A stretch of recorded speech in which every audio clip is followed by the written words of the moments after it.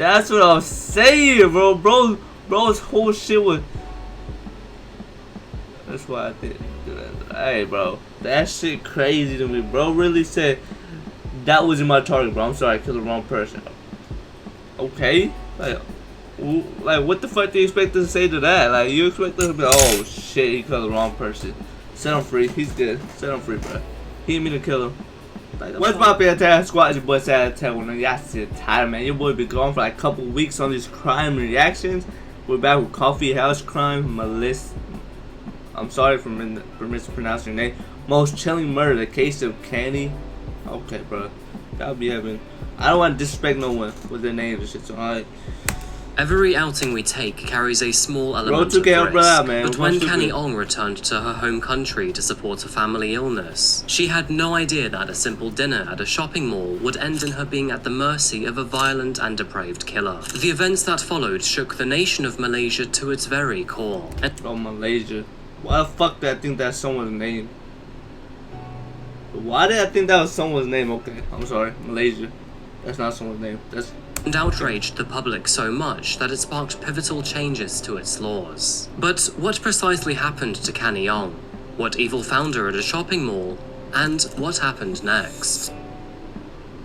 Good morning, good afternoon, or good evening, folks. My name is Adrian, and today we're looking at a rather infamous case from Malaysia. But that shit like 15-minute long video, so I'm gonna check that shit out. It feels like I say this all too often, but this case is so senseless and is so difficult to comprehend. A lot of these, the Killer's Own version. A lot of these is senseless and hard to comprehend. Honestly mind-blowing. So not By the way, all of us are killers. Welcome back to Most Coffee of us House Crime. aren't I killers. post true crime and strange cases here weekly, so if that does sound like your kind of thing, please consider subscribing. So and apologies if I seem a little just lethargic in this one, folks. crazy. It's currently 30 degrees Celsius in here, or 86 Fahrenheit.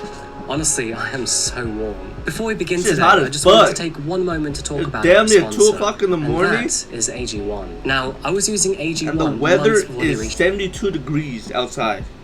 Mind you, we don't got no AC. We're in an old house, ass house. 72 degrees at 2 o'clock in the morning. So, hey, I got my window fan on, but that shit is not working like it usually does because shit's hot as fuck. Shout to me, which is quite awesome, by the way. But AG1 has done a phenomenal job at managing. Hey, get your bread. Hey. It's probo. Hey. And its taste. Even before bread. my first cup of coffee, it has helped me feel more energized and reassured that I'm getting right here. Get your money. To today's case. Anyway, and now with that said, please grab yourself a coffee, pull up a seat, and get ready for the deep dive. I react too late. This is the case of Canny Ong. Let's go, Canny. Let me hear about your story. How you got done dirty, bruh. A lot of people. Salamat pagi, folks. Today, we're traveling to another new country on the Coffee House Crime map. Tucked underneath the beautiful countries of Thailand and Vietnam, we find the dual island nation of Malaysia. Right, comprised of 13 states that are split across 2 islands, the country has a population of just over 32 million residents, making this place one of the largest nations in the region. Malaysia is well known for its multicultural society, its exotic cuisine, and, of course, its many tropical rainforests which can be found scattered throughout the landscape. Home to Malayan tigers, Asian elephants, and several species of primates. It's also a very important hub for biodiversity in Southeast Asia. But while this country is beautiful and very diverse, it does also have its own flaws. Capital punishment is still widely used by the legal system for the worst of crimes. But saying that, there are some rather strange quirks to it too. In 1983, Malaysia recognized drug smuggling as one of the nation's top challenges. And with this in mind, they mandated the death penalty for all forms of drug smuggling. Anyway, there are a total of 11 types of crime that mandate the death penalty, and of course, one of those includes murder. But before we get ahead of ourselves here, there's a small ass skyscraper or building next to these. All these motherfuckers tall as shit, and y'all punking this little. We're focusing on one very important woman, that being 28-year-old Canny Ong Kian. And get ready, by the way, because hopefully behind her story is the loud to go. Oh shit, what the fuck just happened? I'm sorry. As one of the nation's top challenges. And with this in mind, they mandated the death penalty for all forms of drug smuggling. Oh, we've seen that part, I'm sorry. Ready by the 18th night, because behind her story, Canny Ong Kian. I think we're right here. And get ready, by the way, because behind her story, we're going on an international journey. Born on July the 18th, 1974, to her mother Pearlie Visvanavan and father Ong Bijang, she was the middle child of 3 sisters and grew up in a loving family home found in the small city of Ipoh, which can be located towards the north of the Malaysian peninsula. As with many other families in the country, Canny's family were rather multicultural.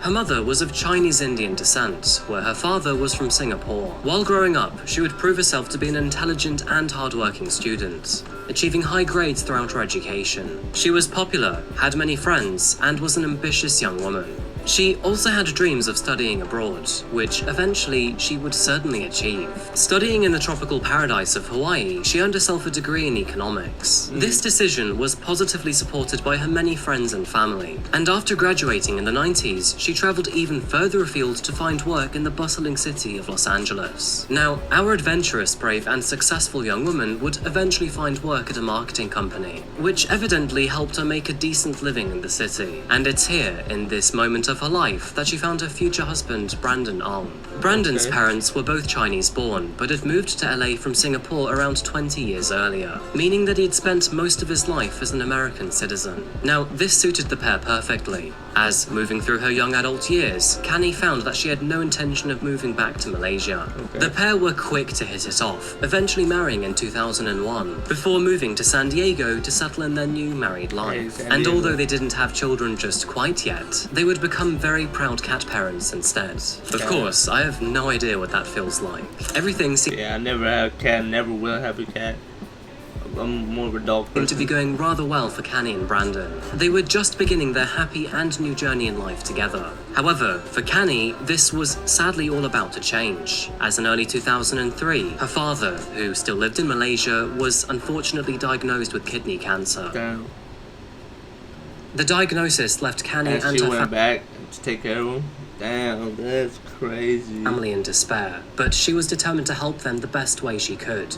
So, from across the Atlantic Ocean, she kept a watchful eye on her father. It was eventually decided that her father needed surgery for his condition, and so with Canny wanting to be there, she booked a flight to head on back to Malaysia. And so on June the 1st, 2003, she left her husband to look after the cats. Now, fortunately, her father's surgery was a success, and he was now on a slow but steady road to recovery. Following the good news, Canny felt comfortable enough to return to the United States. And so, booking a flight for June the 14th, 2003, she decided to go out for dinner one last time with her family the night prior at a shopping center. Oh no, this is where it happened? Wait. States. No. And so, booking a flight for June the 14th, 2003, she decided to go out for dinner one last time with her family the night prior at a shopping center. No. Cause I remember him saying something about Dining at shopping Monty's center in the restaurant beginning. and wine bar, located in the Bangsar shopping centre in Kuala That shit look Lumpur, crazy, they that tucked shit in look to a sick. lavish dinner of steak and fried crab. A photo from that night shows a united family happily dining together, Canny and her infectious smile beaming out from amongst them. Realising that her mother had grown tired from the dinner, Canny offered to drive her back home before returning to the gathering. And along with her sister, the 3 women descended back to the underground car park. However, after arriving at the pay Yeah, that machine, shit look crazy. Canny realised that she had left her ticket in the car, and so, No. telling her relatives to wait by the machine, she dashed back to the vehicle to retrieve it. by This yourself? should have taken a mere minute or two. However, after 20 minutes had passed, her mother and sister began to worry. All because she left something in the car, bro. Wrong time, wrong place, wrong. Some shit. I forgot, like, bro, that's so crazy. How you forget something in the car, bro? You went to go grab some shit, like, just like regular, bro. You leave your wallet in the car right now, you gonna go grab that shit. You leave your phone in the car, you gonna go grab that shit. You don't think your wife gonna be going like that, bro? That's crazy. However, after 20 minutes had passed, her mother and sister began to worry. That's crazy. They tried to reach her on her mobile phone. And you can't even blame them. Like, you know, you guys should all went together or some shit like that. But like, if you're in those shoes, bro, you're gonna be like, hey, nah, chill right here. I just go grab. I'm just gonna run to the car real quick. And I'm gonna grab that shit. You're not gonna, like, you know what I'm saying? Like, And although the first we call could rang all through sit to here and voice- say all 3 of them should have went together to the car, grab whatever she was missing, tickets and shit like that. But if we're in that shoe, bro, we're gonna be like, hey, just chill right here. No need for all 3 of us to go. I'll just run to the car and grab it type shit. The second one cut straight Some to casual it, shit. thus indicating that the phone had been turned off between calls. Your call has been Wait, forwarded what? The first call rang through to voicemail, the second one cut straight to it, Damn. thus indicating that the phone had been turned off between boy got it. calls. Your call has been forwarded to an automatic voice message system. The sudden change in events was very worrying, and after making their way down to where the car was parked, which was a purple Proton Tiara, they realized that it was now nowhere to be found. It's at this moment that both confusion and a slight panic began to set in, and the two worried relatives returned to the rest of the family to deliver the news. Together, the family began their I would have called the family. I'm not running all the way up there and just tell them, nah, you gotta come down here. and search for Canny. The young woman seems to have just suddenly vanished. After tracking down the car park security team, they pleaded with them to review all surveillance footage which may contain visuals. Together, the family and security officers traced her last recorded movements, and what they saw terrified them beyond all measure. Although Canny was captured walking to her car, she wasn't aware that she was being stalked by a strange and recognizable figure. The two eventually disappear out of view, before her purple Proton Tiara is seen driving around the car park, before passing through the barriers at the exit. Located within the car, an unknown individual could be seen in the driver's seat, and next to him was a frightened-looking woman who could only be assumed to be Canny. To everyone's fear, it looked like she had just been abducted by a stranger. Crazy. 1 hour after her disappearance, Canny's abduction was reported to the police, and the young woman was officially classed as missing. And it would soon transpire that the car park surveillance footage was not the last time that she would be seen by law enforcement. Just prior to midnight, 2 undercover police officers spotted a suspiciously parked car that fit the Proton's description. They decided to approach the vehicle, and as they did, 2 figures became visible. To their surprise, Canny Ong was in the car and also appeared to be alive and well, and by her side was this random man who had abducted her. The officer ordered the pair of them to prove their identity, in which both adults complied, and the man that she was with was formally identified as 27-year-old Ahmad Najib Harris. Okay, so tell me that, like, you literally have them right there. You literally have them right there. Bro, come on. While checking their IDs and while Ahmad was distracted, Canny desperately tried to get the officer's attention by subtly shaking her hands. Now, at the time, the officer had no idea what she was trying to do. No. But in hindsight, he should have known better, because something was very, very wrong here. Oh no, bro. As soon as Ahmad realized what Canny was doing, he slammed his foot on the accelerator and You literally had her right there, bro. You could have. I'm assuming she passes away, but you had her right there, bro. I get.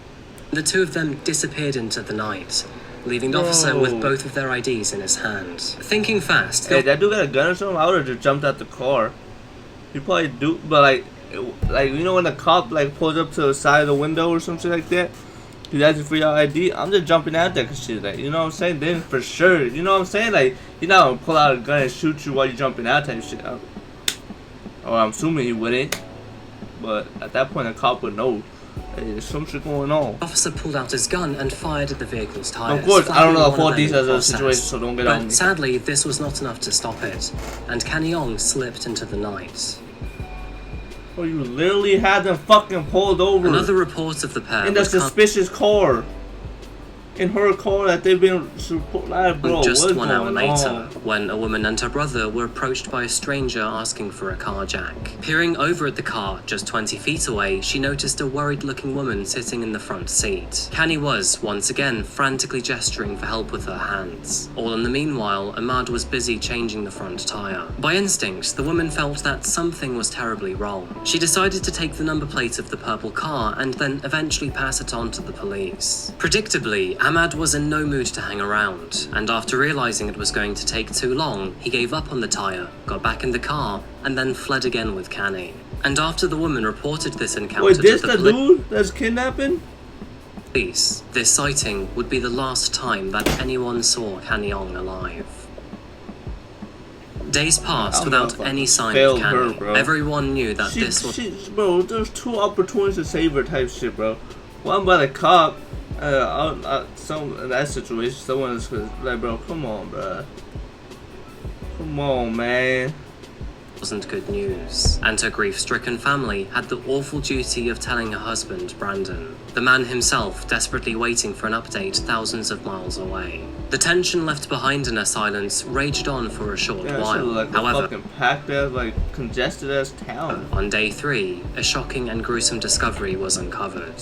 On June the 17th, construction workers could smell something awful coming from the side of the road. Curiosity got the better of them, and after following their noses, they eventually tracked the smell to a small manhole cover. Yeah, he should have done something like that, but he gotta live with the fact that he could have saved her type shit and didn't do nothing about it. You know what I'm saying? Hindsight 2020, like, his ass gotta live with that shit for the rest of his life, saying no, he could have saved someone. His whole job is saving people, but some kind of animal may have crawled inside and died. They wanted to take a closer look. At the bottom of the manhole and beneath a couple cement-filled tires, they discovered the remains of a small female human body, burnt almost beyond recognition. Damn. Responding to the scene immediately, officers could tell that she had been bound with cloth around her neck, with her arms tied in across her chest. Already knowing of Canny Ong's disappearance, police officers contacted the missing woman's family to see if they could help identify the body. Halfway across the world, Brendan waited in agony to hear the news. Sadly, a mixture of forensics and positive identification by the family would confirm their worst fear imaginable. Autopsy reports revealed that Canny Ong had been stabbed twice in the stomach before eventually being strangled. Her abandoned proton tiara was discovered later that day with one tire still deflated. To add to this, a large blood stain was discovered on the back seat. This was later tested and confirmed to belong to Canny. Now, obviously, this man clearly was stupid, because despite leaving his ID with the officer, he just returned back home and acted as if nothing had happened. Using his ID card... So, bro didn't even try to get away with. Bro wasn't even like... how did he pick, like, bro? Officers found him the very next day back how did he, like, bro? At home, which he shared with his girlfriend. Think of a question, like, I got a question in my mind, but I'm trying to word it right. About it, because very little did she know that the very night prior, he had murdered and assaulted another woman. At home, which he shared with his girlfriend. Which is quite terrifying when you think about it, because very little did she know that the very night prior, he had murdered and assaulted another woman. Forensic analysis found Ahmad's DNA in the car at the scene that her body was found, and tragically inside Canny's body too. And Canny's DNA was found all over his clothes. With these results negating any sort of deniability, Ahmad had no choice but to confess, in hoping that he may be spared the death penalty. Bitch, you should deserve worse than a death penalty. You should be, you should be worse than a death penalty, bro. I ain't gonna lie. Following his confession and testimonies made by other people, investigators were able to build a solid recount of the night's events. After trying to change his tire, Ahmad drove to a secluded area beneath an abandoned bridge. While here, he threatened Canny at knife point and told her to get in the back seat. And between the hours of 1 and 5 a.m., she was tragically repeatedly assaulted. When Canny eventually fought back, he stabbed her twice in the stomach, resulting in the back seat being covered in her own blood. She was then bound, strangled, and then dumped into a nearby manhole, where Ahmad then cruelly covered her up with 2 tires. He then abandoned the car in the nearby warehouse before hitching a taxi back home. And if that wasn't enough, he returned with 2 petrol canisters the next day, poured both of them down the manhole, and then set it alight. An interesting side note, by the way, but using a fire to conceal a murder seems to be a very common misconception. Many murderers don't realize that full cremation can only occur between 1000 and 3000 degrees Celsius. Or, for you Americans, 1800 and 5500 degrees Fahrenheit. Now, obviously, this isn't something you'd get from a typical petrol fire, and all the evidence you were trying to conceal would actually still remain. And so, after 3 days of investigation and following an obvious trail of evidence, Ahmad Najib was officially arrested and charged with the kidnap, assault, and murder of Canny Ong. As you can probably imagine, this case sent shockwaves throughout Malaysia. Due to the very harsh punishment, murder cases cases are actually quite rare in this country, but the sheer brutality and disrespect committed in this one was enough to anger the entire nation. Now, ultimately, the road to justice was going to be both long and difficult, but it didn't actually take long to kick off. That bro didn't even try to get away with it. That's the shit that pisses me off. He put on like, I'm just gonna kill this person today type of shit. Like, that shit pisses me off more than someone trying to kill and get away with it. You know what I'm saying? Like, that dude did not give a fuck. The general public expressing their sincere appetite for prosecution. His trial began only 3 months later, which was September the 15th, like, 2003. Bro. In a strange twist of fate, it would take multiple years before a verdict would finally be reached. Why the fuck y'all need a couple years, bro? Like, I could have told y'all today that boy is guilty. Like, after watching this video, I could have told y'all guilty, bro. During his trial, Ahmad portrayed himself as a compassionate man who was merely trying to look out for Canny. He claimed that the entire situation was simply a mistaken identity, and that the real target was actually a previous employer. So, she was the wrong target, but you were still trying to kill some. Hey, yo, what the fuck did they? Whose defense is this? A mistaken identity, and that the real target was actually a previous employer. According to him, after looking at her ID, and when he realized that Canny wasn't actually the woman who he thought she was. So he killed the wrong person, and that's his defense. Oh, I didn't mean to kill this person. I was just trying to kill this person over here. Okay. Like, that's supposed to make that shit right? They both laughed and even joked about the mistake. He then allegedly tried to befriend her, eventually suggesting they have sex. Ahmad tried to say that, because she didn't refuse, he thought it was consensual.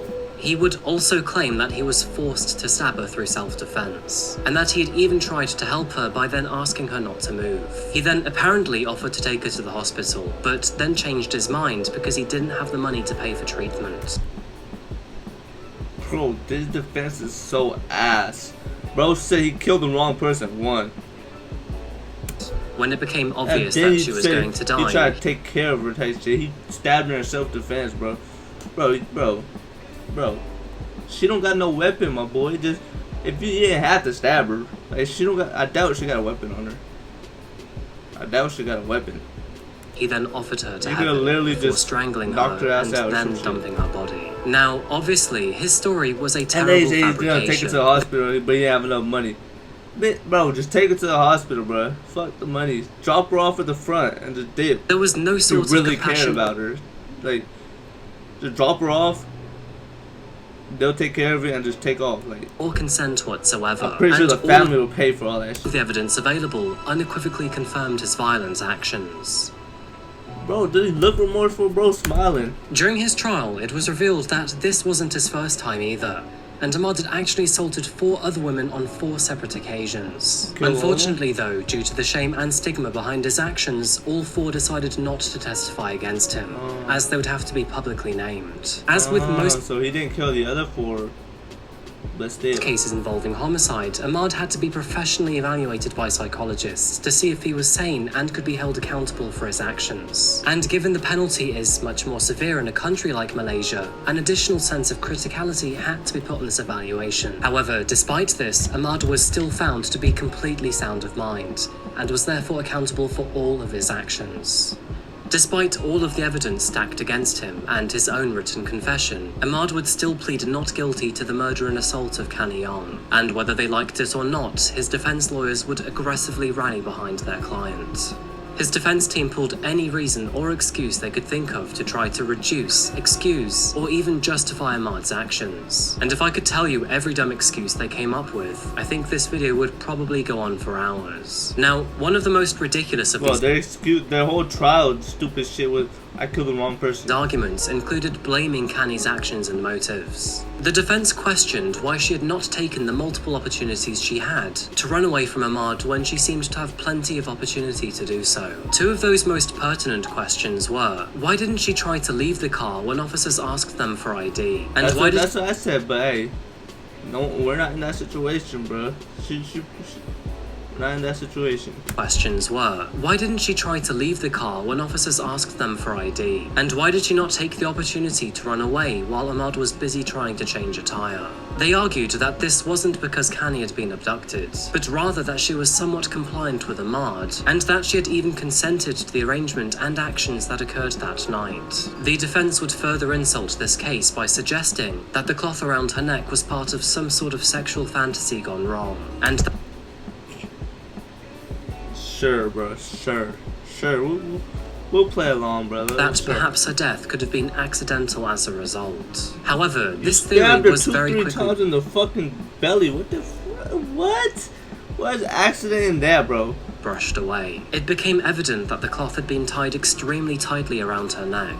This could be proved because the area of her neck beneath the cloth was the only part of her body that remained uncharred by the fire. Now, this story still failed to explain how or why she had been stabbed, so I guess Ahmad's defense team conveniently forgot about that one. In That's the what I'm end, his defense saying, simply didn't hold up, and on February the 23rd, after a final trial Bro, at the Shah bro's Alam lawyer High just Court, wanted the money, Ahmad bro. Najib was found guilty Bro of the really assault made the and murder of weakest Canny argument Ong. ever. And let me tell you, his sentencing would not go down lightly. For the assault of his victim, Ahmad was given the maximum punishment available, resulting in a sentence of 20 years behind bars. As for the murder charge, he was given the death penalty, and just to rub salt to the wound, he was also sentenced to 10 lashes of the cane. The rather savage sentence to the wound, he was also sentenced to 10 lashes of the cane. The rather What does that mean? 10 lashes of the cane?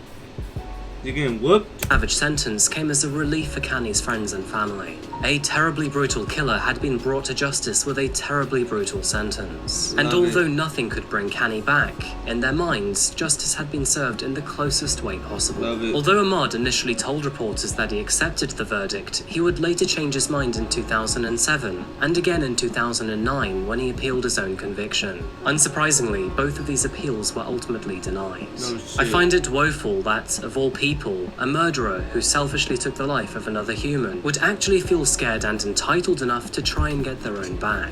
It just goes to show, really, how much of a spineless coward this man really was. Ahmad's efforts would not stop there, however. He appealed for mercy from the Sultan of Selangor, who is the head of state and Islamic religion. But this appeal was once again rejected, meaning that Ahmad was destined to be at the gallows. And finally, on September the 23rd, 2016, more than 13 years after the murder of Canny Ong, the now 40-year-old Ahmad Najib bin Aris met his end. He was executed by hanging in Kajang prison at 6 a.m. that morning. This Nice. development was a relief for Canny Ong's family and loved ones, Nice. knowing that their killer had now finally been brought to justice. Love it. Although Ahmad's execution may have felt cathartic to Canny's family, it sadly doesn't do anything to bring her back. Facts. She was a bright, independent woman who had big dreams and Yes. even bigger achievements. Crazy, Canny bro. was taken from her family in the moment she was doing her very best to support them, traveling across an Real. ocean to be there and For her driving her her mother back father. home at the end of a long day. Her family had no idea that evening they were not saying goodbye before she flew back to the US, but saying goodbye forever. That's deep. That's deep. This case That's is one that deep. gripped Why you say Malaysia for that? very That's obvious deep. reasons. I mean, sheer brutality aside, everyone was so shocked to see this happen in the middle of a busy shopping centre. Following this case, and in an effort to provide safety, many Malaysian car parks started offering women's-only parking spots. Many shopping centres would also increase their security by hiring more security guards and installing extra surveillance cameras. Nice. Sadly, hindsight can be 20/20, and it often takes tragic cases like these to Yep, spur yep, motivation that's and change. That is- So, that is although true. Canny may be lost to the world, her death has actually catalyzed the safety of millions of women across Malaysia. That's And true. although it's been more than 20 shit. years since her passing, I'm sure that her family and friends still Oh shit, 20 years? That's think crazy. of her every single day. So anyway, folks, I think I'm going to wrap this one up here. That's gonna do it for everybody. If you enjoyed that, subscribe on that road 2K, man. But that is crazy. Bro, there was a couple of chances for her to survive too, but that's the fucked up part. What did the comments say? What did the comments say? I still remember this case, baby. Everyone was so sickened to know. There were so many missed opportunities where someone could have helped her. That's what I'm saying. By the way, it was due to public outcry. This case, most shopping malls in Malaysia started to install more and better CCTV in the home. I'm a Malaysian and was a child when this horrible case happened.